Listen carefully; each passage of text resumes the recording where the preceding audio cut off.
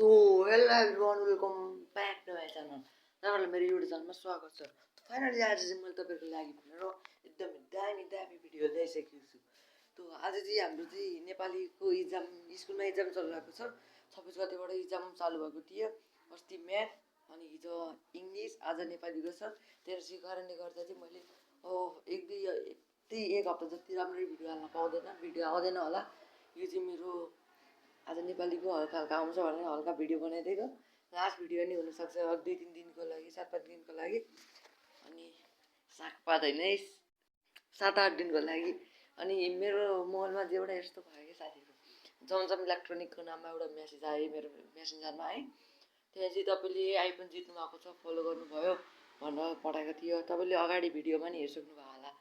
अनि त्यहाँबाट चाहिँ मैले पनि भने यो फेक हो, स्क्याम गर्नु भएको छ भनेर भन्नुभयो। यो फेक होइन, साँच्ची हो भन्नुभयो होला त नि भनेर मैले चाहिँ आइडी पठाउनुहोस् भनेको 6000 दिनुपर्छ भनेर भिडियो पठाउनु हो। त्यो भिडियो नि हेर्नु भइसक्यो। सबैको साथीहरू यिनीहरूले 6000 रुपियाँ माग्छ, मोबाइल ल्याइदिँदैन, ल्याइदिन्छु भन्छ, तर फेक हो साथीहरू, भरोसामा नपर्नु होला। अनि अर्को कुरा, हरेक व्यक्तिको सपना हुन्छ है भविष्यमा केही गरौँ भन्ने। मेरो नै सपना छ युट्युबर बन्ने। सब्सक्राइब गरिदिनु न। सौरभ जोशी बन्ने है, सौरभ जोशी नेपालको। सब्सक्राइब।